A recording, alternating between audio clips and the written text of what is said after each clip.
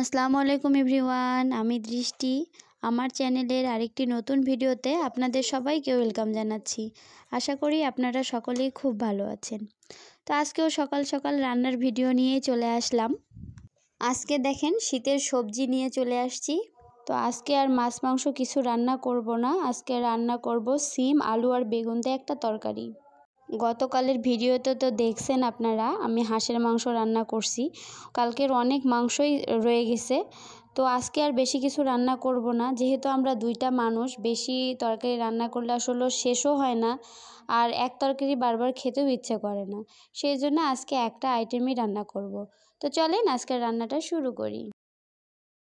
সবগুলো সবজি কেটে ধুয়ে নিয়ে চলে আসছি। এখানে সিম, আলু, বেগুন সবই আছে। আর এই যে এইদিকে পেঁয়াজ রসুনও কেটে নিছি। কেটে ধুয়ে রাখা সিম আর বেগুন পাতিলের মধ্যে দিয়ে দিব।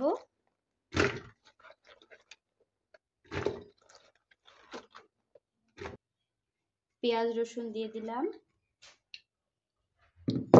এবার এক এক করে সব গুঁড়ো মশলাগুলো দিয়ে দিব।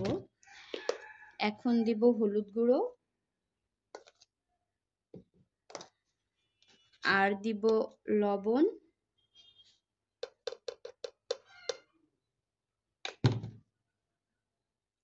মরিচ গুঁড়ো,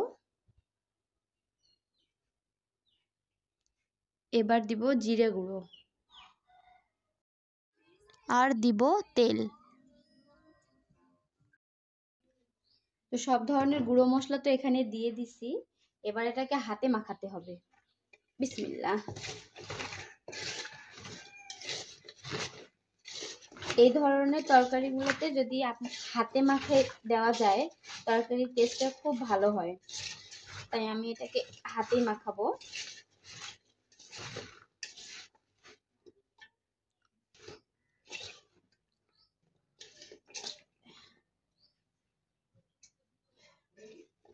মাখানো হয়ে গেছে, এখন পানি দিয়ে দেব।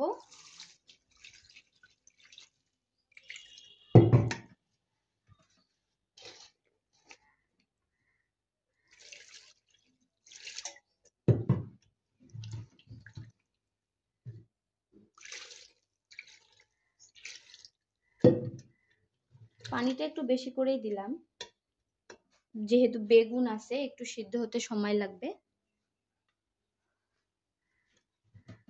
এখন চুলায় দিয়ে দিব। রান্না তো ওইদিকে চুলায় দিয়ে দিছি। আর আজকে দেখাই আমি সকালবেলা হেঁটে আসার পর কি খাই। তো আমি তো সকালবেলা হাঁটতে যাই, হাঁটে আসার পর স্বাভাবিকভাবে একটু ক্ষুধা লাগে। তো তখন আমি কি করি, এই যে দেখেন রাত্রেবেলা আমি কয়েকটা খেজুর ভিজাই রাখি। এই যে 3টা খেজুর ভিজাই রাখছি, এই খেজুরগুলো খাবো। আর তার সাথে এই যে এখানে লেবু আছে, লেবু দিয়ে একটু পানি খাবো। পানিটা একটু হালকা গরম করেই খাবো। তো 2-3 মাস আগে আমার নানু নানি হজে গেছিল, ওমরা হজে গেছিল। ওখান থেকে যে খেজুরগুলো আনছে, এই খেজুরগুলো খাওয়ার পর বিশ্বাস করেন আর অন্য কিছু খেতে ইচ্ছা করে না। এই কাজু বলেন, কিশমিশ বলেন, এই ধরনের কোনো কিছুই আর খেতে ইচ্ছা করে না। খেজুরগুলো যে এত মজা, রাত্রেবেলা যদি এটা ভিজে রাখা হয়, তারপর সকালবেলা উঠে খেতে যে এত মজা লাগে। মানে রাত্রেবেলা ভিজে রাখাতে সকালবেলা উঠে খেজুরগুলোর ভিতরে রস চলে যায়, রসে একদম ভরে যায়। তো আগে আমি যখন শুনতাম আমাদের নবীদের সময়ে যে তারা খেজুর খেয়ে থাকতো, আমার কাছে ব্যাপারটা খুব অদ্ভুত লাগতো যে আসলে কিভাবে সম্ভব, খেজুর খেয়ে কেমন করে মানুষের সার্ভাইভ করা সম্ভব। কিন্তু এই খেজুরগুলো খাওয়ার পর আসলেই চিন্তা করলাম যে না, আসলেই সম্ভব। এই খেজুরগুলো খেয়ে মানুষের না কিছু না খাইলেও চলবে, এত মজা এই খেজুর। আমরা বাংলাদেশে যে খেজুরগুলো পাই, এগুলো খেজুর যে আসলে কোথাকার জানি না। ওরা তো সৌদি আরবের বলেই বিক্রি করে, কিন্তু আসলে কি এগুলো সৌদি আরবের কিনা আসলে আমি জানি না। এত মজা খেজুরগুলা। আমি যদি জানতাম যে এত মজা হবে, তাহলে সত্যি আমি 10-15 কেজি আনিয়ে নিতাম। কিন্তু আসলে বুঝতে পারি নাই যে খেজুর এত মজা হবে। এই দেখেন খেজুর নিয়ে নিছি। আর দেখাই লেবু কেমন করে খাই। লেবুটা প্রথমে কেটে নিব।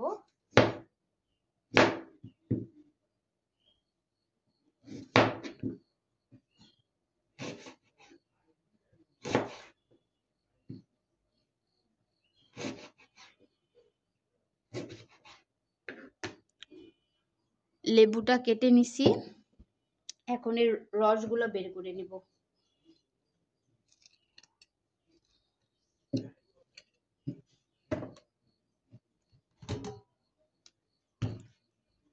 দেখেন লেবুর রসটা বের করে নিছি।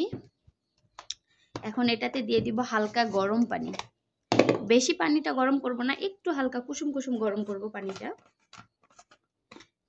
বেশি গরম পানি দিলে কিন্তু লেবুর ইয়েটা নষ্ট হয়ে যাবে।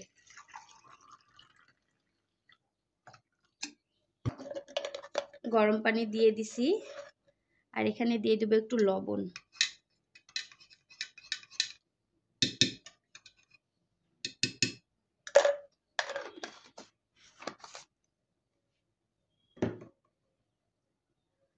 এই যে তৈরি হয়ে গেল আমার সকালের ড্রিঙ্ক।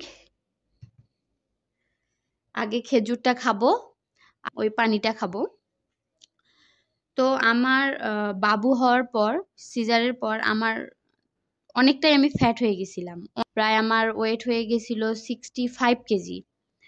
আপনাদের ভাইয়াও বললো যে তুমি সকাল করে লেবু পানিটা খাও। সকাল করে লেবু পানিটা খাওয়ার পর দেখলাম আসলেই অটোমেটিক আমার ওয়েটটা কমে যেতে শুরু করলো। তো তখন থেকে এটা ট্রাই করলাম। তো আপনারা যদি কেউ ওয়েট লস করতে চান, এইটা ট্রাই করতে পারেন। আর অবশ্যই তো সকালে হাঁটাহাঁটি করতে হবে। ওয়েট লসের জন্য এই লেবু পানিটা খুবই ভালো। এই যে খেজুরটা আগে খেয়ে নিব।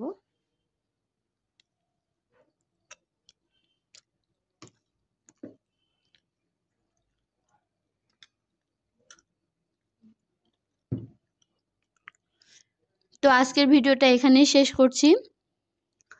ভিডিওটা কেমন লাগলো অবশ্যই কমেন্ট করে জানাবেন। যদি ভালো লেগে থাকে একটা লাইক করবেন। আর আমাদের চ্যানেলের এমন নতুন নতুন ভিডিও পেতে আমাদের চ্যানেলটা সাবস্ক্রাইব করে আমাদের পাশেই থাকবেন।